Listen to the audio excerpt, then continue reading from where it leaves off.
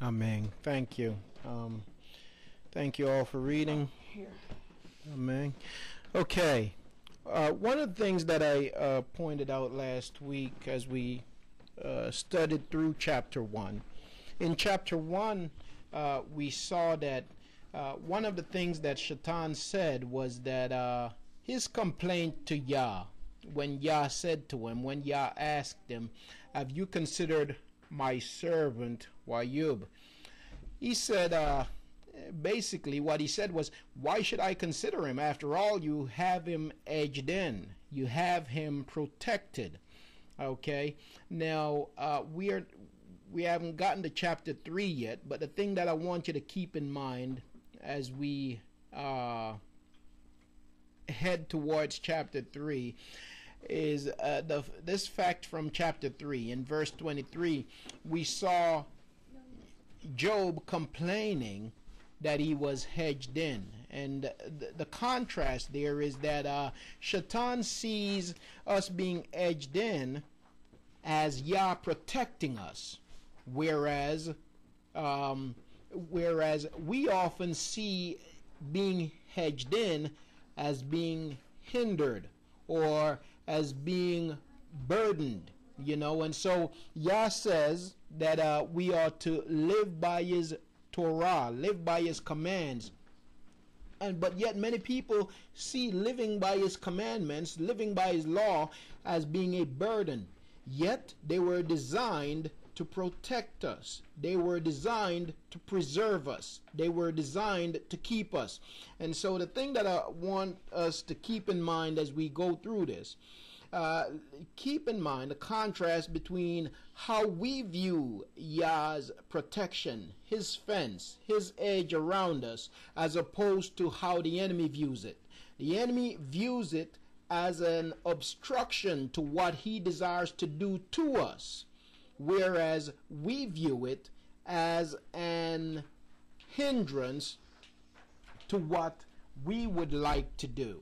Okay, and what we saw in chapter 1 was that once Yah removed that edge to a degree from Job, then the people who had lived around him for so long and who had not invaded his property, who had not done anything to him, then all of a sudden they now became Job's attackers. Okay, and so just keep that in mind as we go through. Well, we're going to go ahead and we're going to pick up now in chapter 2, beginning at verse 1, and we're going to look at this verse by verse. Amen. Let's see.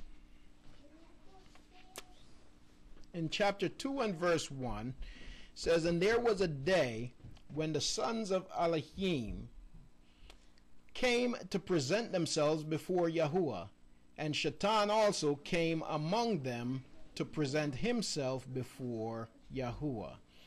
Okay, so again we see the same scenario from chapter 1 in chapter 2. And so there was a day. So here this is a second presentation of the angels of Yah before Yahuwah. In chapter 1, we saw that they presented themselves, and Shaitan presented himself also. And so this is a second presentation we see here beginning in chapter 2. And so the angels came to present themselves. The sons of Yah came to present themselves before Yahuwah, and here comes Shaitan in their midst. And so even though he was cast down from the heavens, with those who had embarked upon this rebellion against Yah, yet we see that he is given a certain amount of freedom to come before Yah, in spite of, because he has a time, he has an appointed time in which to operate. And so right now he is the prince of the air, he is the prince of this world. And so he controls the air, principalities and powers. And so here he is presenting himself with the righteous angels. And so in verse 2, "And Yahuwah said unto Shaitan, From whence comest thou?" He asks him the same question again that he asked him in verse 1. Again, not that he did not know. He knew the first time he asked him, and he knew this time when he asked him, "From whence cometh thou?" And he responded, "From going to and fro in the earth, and from walking up and down in it."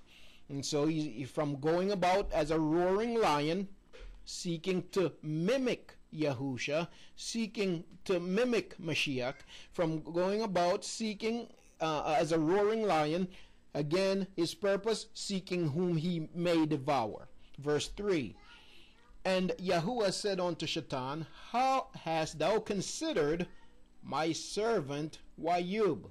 Okay, "Hast thou considered my servant Job?" And again, he is asking him this question, not the first time, but the second time. And so, basically, when I read that, what I get is Yah saying to him, well, you failed the first time, how about giving it another shot?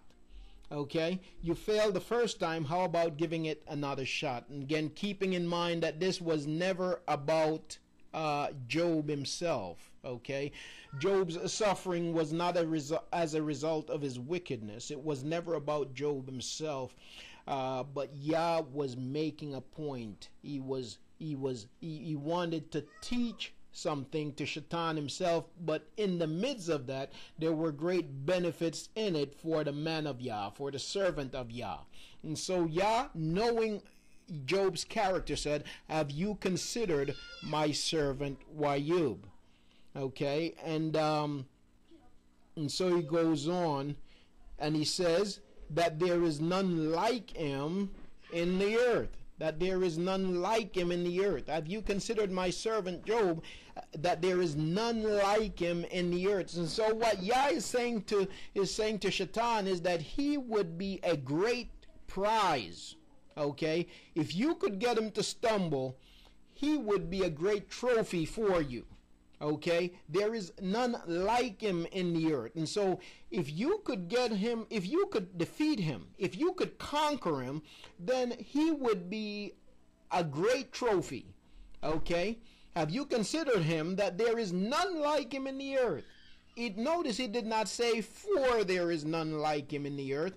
He said that there is none like him in the earth. The fact that he said that there is none like him in the earth, it tells us that Yah knew what Shaitan's motive was. Okay, Shaitan was looking to conquer. He was looking to make a name for himself. And when people seek to make a name for themselves, then what they're doing is they're looking for trophies. They're looking for things that will make a statement. Okay, the greater the target, then the greater I am if I am able to conquer it. You see, and so he says, "Have you considered my servant Job, that there is none like him in the earth?" A perfect. Now, this is Yah speaking of the character of Wayub.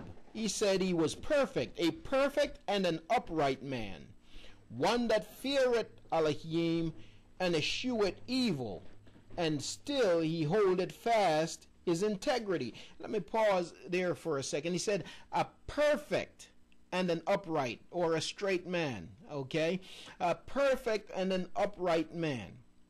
Okay, now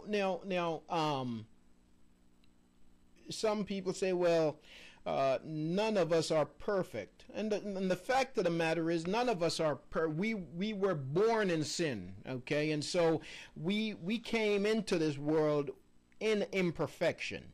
But the thing is, when you begin to walk with Yah, and if you make a decision to walk according to his Torah, according to his law, and you're walking now by the empowering of the Ruach, the set-apart spirit, the spirit that sets us apart from sin and sets us apart onto righteousness, then we can walk in perfection. It's not impossible. Nonetheless, we go through a process. Okay, see, sanctification is twofold.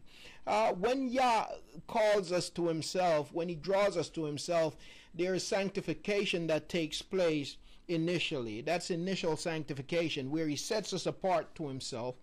And then as we continue to walk with him and to grow in him, there is that sanctification that takes place as we do that. And so we are sanctified. We grow from esteem to esteem from day to day. And that's one of the reasons why suffering comes. That's one of the reasons why trials come, because those trials come to make us more like him. Okay, and so we go from esteem to esteem. That's that process of sanctification. And so in that process, and none of us will ever totally arrive, as the scripture tells us, until Yahusha returns. But the fact that Yah said that Job was a perfect man, it tells us something about Job's heart. It tells us that he was a man that desired only to please Yah. Okay, his desire was only to Yah.